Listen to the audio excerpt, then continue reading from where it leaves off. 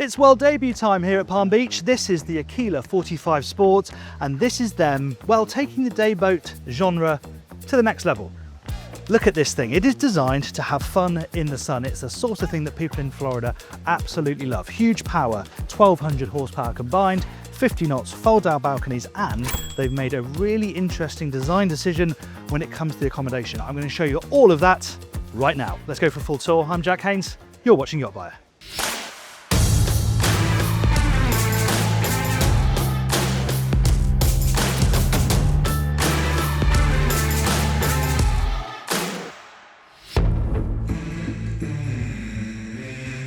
There's absolutely no hiding what this boat is designed for. Look at this area here, this right here.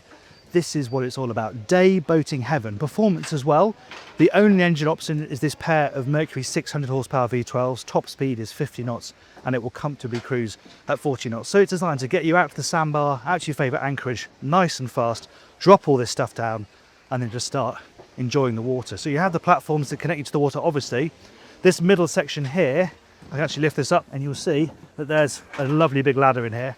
With these railings, you've got a really nice clear entrance in and out of the sea. And because the distance, this is a multi-hull, because the distance between the outboards, this central walkway is just so inviting and it's also flat. Look around here. There are no steps, nothing in the way, just loads and loads of living space. Inland, you can actually have 29 people on board this boat. So as a sort of drifting around the intercoastal, you can make it a real party platform. What else have we got here? Well, this is a really important part of the deck and it's very flexible. So both tables can drop down and you can infill them with cushions, but this is on a runner, this central backrest, which hopefully I can activate now. So this slides that way.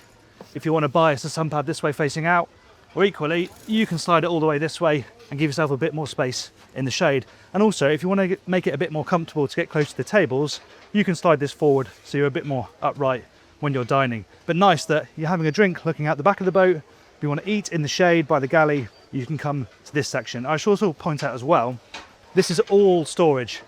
Under the deck, down here, this is all storage space. So you've got loads and loads of room for all your kit. If you're into water sports, which you probably are on a boat like this, there's loads of room for it. And on that note, they're thinking about the type of use case for this boat. They've got one of these scan strut inflators down here. So it makes it really easy to blow up your paddle boards, maybe blow up an inflatable tender, and also take the air out again when you're finished at the end of the day. They want to make life on board really easy. The other striking thing is this hardtop structure. It is absolutely enormous. So big, in fact, they've had to work really hard to put this detail in here. So this isn't just a big slab of GRP. It does look quite attractive. You've got the coloured lights above, and crucially, touch of a button, you have this bimini that comes out and gives you some shade over this area just here. It's a really inviting view, that, isn't it? Looking out with it totally flat. Imagine that nudged up to a sandbar. It would be pretty special. You've got the inherent beam because it's a multi-hull and they're making the most of it. Here we have the kitchen, the outdoor galley, where we have sink under here with a chopping board underneath. That's quite neat, so you can do all your food prep. TV obviously pops out from this section, so you can sit here. I mean, I don't really imagine a scenario where you're going to be watching much TV on this style of boat. It really is a day boat, as the accommodation is going to show you in a moment. But yeah, you've got the TV if you want it, pair of grills, and then 2 fridges as well. Ice boat like this, you need lots and lots of cooling space. So yeah, that's crucial. And the practical stuff, nice handhold, because you've got these seats at the helm, but you might want to stand here when you're charging along at 40 knots. And this is somewhere where you can stand really securely. Now, before I forget, if you join these tours, make sure you subscribe to YachtBuyer, hit that subscribe button and the bell icon, and you'll never miss one of our tours. Okay, let's carry on. Some nice detail here. It's sort of padded, soft, cushioned areas. So if you are fishing, I mean, it's not a sports fishing boat, but you might do a bit of fishing. Equally, if you're just moving around and you bump into this, it's nice and soft when you do.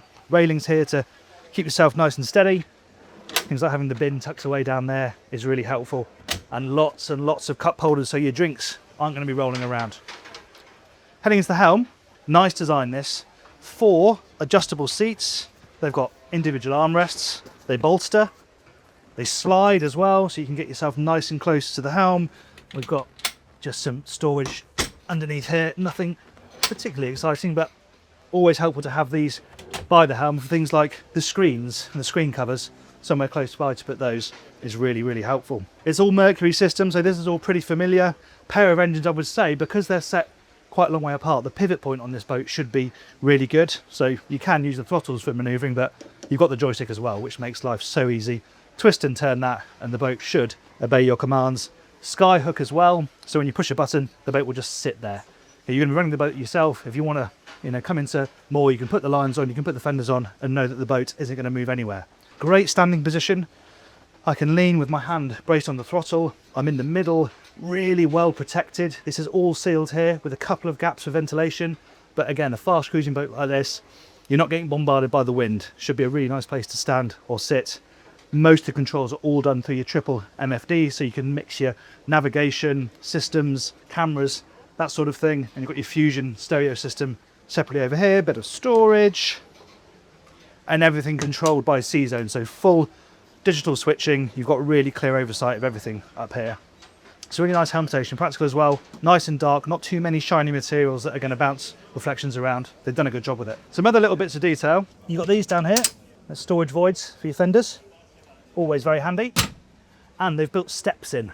So if you're boarding side 2, you can step in here, step onto the top of this, and then you're off the side of the boat.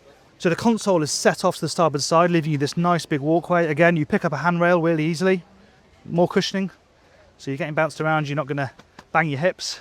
And then another really lovely, very exposed, albeit probably better in the evening, not the heat of the day, but another really lovely living area. I mean, these are just crying out to me. Oh, that is nice. Yeah, that is a really comfortable spot that's going to catch the breeze very nicely. One thing I will say, although it's light, this synthetic decking does get very hot. So it was socks off initially, socks on now, because yeah, it gets pretty warm. So you want to keep this wet when it's really, really hot. What else have we got up here? Cup holders, things like that. Some storage for your devices down there, so you can chuck your phone down there and know it's not going to slide around too much. You can get over there because there are steps set in the door down to the accommodation, but you're really going to want to be using this side most of the time. Right forward, well, the one thing I've noticed is the quality of the stuff behind the scenes is getting so good. You know, things like the finish of the lockers, the finish inside as well. You see these are big enough to hold all the fenders. There's freshwater washdown inside that locker as well. Really convenient stuff. And then in the middle, this will be access to the anchor again. It's all really nicely finished. Nice gas ram holding it up. Easy access to the windlass. You've got the same sort of storage on the other side too. Really come on leaps and bounds with that sort of stuff recently. Pop-up cleats. Yeah, all the nice little bits and bobs that we like to see. So dayboat focused, but there is some accommodation, and it's quite surprising. So let's drop downstairs and have a look at that. As I said up front, when this door is closed, it's a stairway up over to the bow, but if you want to go down to bed, hit that button, slide the door across, and down we go. Now what they've done here, I think, is incredibly sensible. They've completely owned the fact that very few people are actually going to stay on board this boat for any length of time. There is no point trying to fit 4 berths on a boat like this, a big cabin and then a really compromised second cabin you're never going to use. Instead, just make the one cabin as comfortable as possible, and that's exactly what they've done. Lovely big double bed, TV at the end, loads of glass in here so it doesn't feel too much like a coffin when you're lying down, but there is still plenty of space to sit up and read in bed, even though you're elevated here. Bedside tables, nice subtle backlighting, sockets. It's really well executed. They've worked with a new design house, and that shows. It feels fresh and modern and different in here.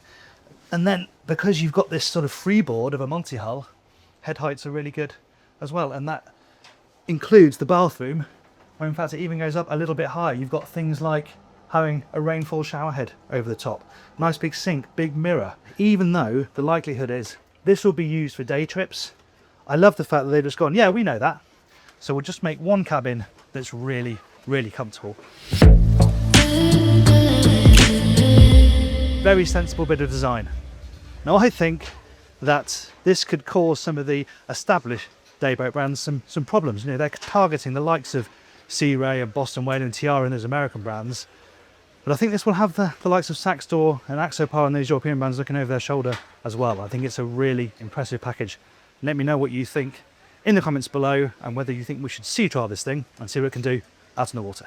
Thanks very much for watching that tour. I hope you enjoyed it. Please give us a like if you did, and remember to subscribe if you haven't done so already. We've got lots of Aquila content on this channel, including their big power cats. We'll put those in the boxes here.